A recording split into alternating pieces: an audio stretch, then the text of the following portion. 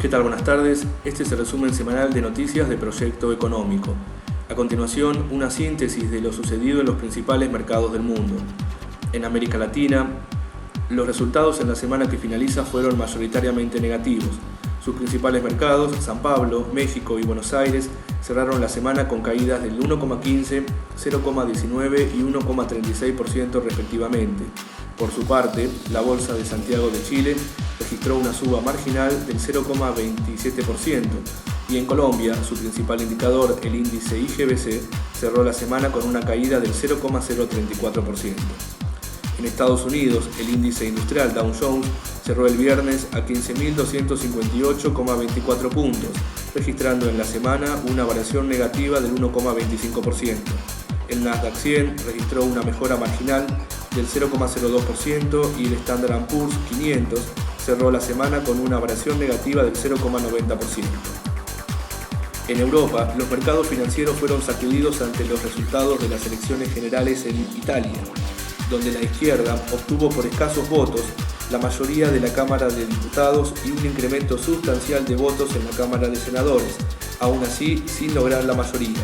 De esta manera, los resultados para la semana que finaliza en Europa fueron: en Londres, la caída en la semana fue del 1,29%, en París del 0,57%, en Frankfurt la caída fue del 0,29%, en Madrid la variación fue positiva del 0,49% y en Milán las pérdidas fueron del orden del 1,6%.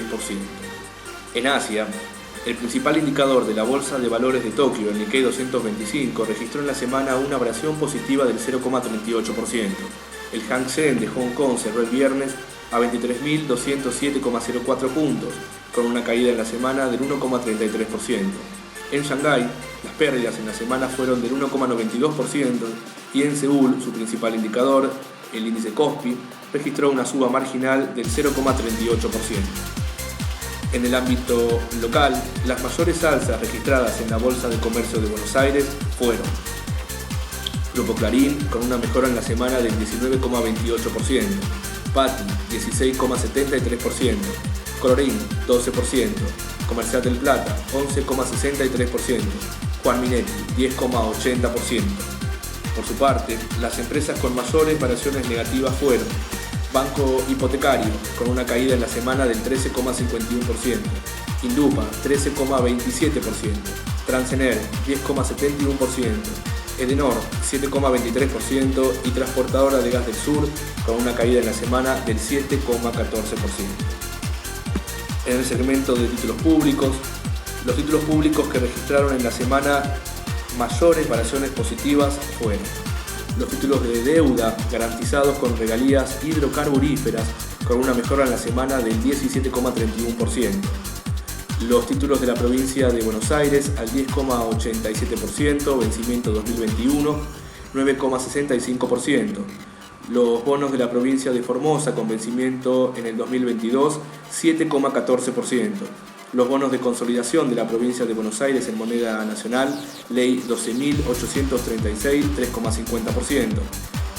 Y los bonos del gobierno nacional en pesos al 2% con vencimiento en el año 2014, RS14, con una mejora en la semana del 3,07%.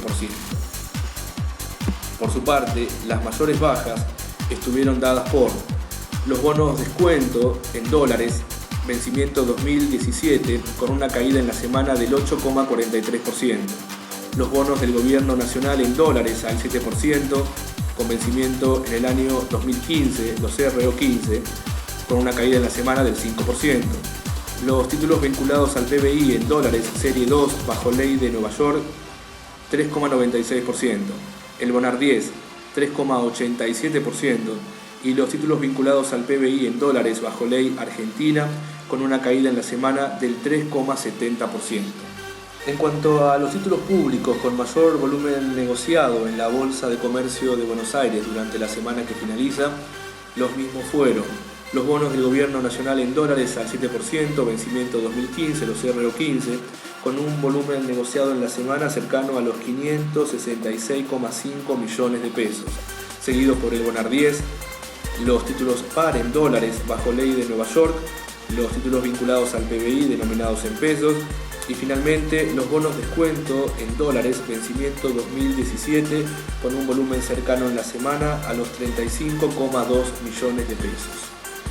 En el mercado de divisas, el dólar oficial cerró el viernes a 5,747 pesos, el real 2,549, el euro 7,771 y el yen a 5,85 por lámina de cada 100 títulos.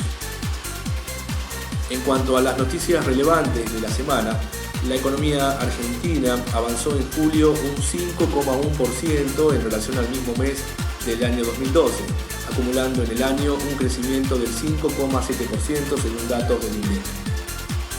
En el mismo sentido, en el mes de agosto, las ventas en shopping ascendieron en Argentina un 20,1% interanual, alcanzando los 2.091 millones de pesos. Por su parte, las ventas en supermercados incrementaron un 15%, alcanzando los 11.259,8 millones de pesos según datos del INDEC. En el segmento bursátil, YPF colocó ayer jueves un bono por 150 millones de dólares. Las obligaciones negociables que corresponden a la clase 24 vencen el 15 de agosto del 2018 y pagan una tasa variable equivalente a la LIBOR más un plus del 7,5%, lo que arroja un interés del 8% aproximadamente. Finalizamos así este resumen semanal de noticias del Proyecto Económico. Agradecemos el suministro de información a 5 ruedas y los invitamos a visitar para más información nuestro sitio web www.proyectoeconómico.com. Soy Alejandro Torres, hasta la próxima semana.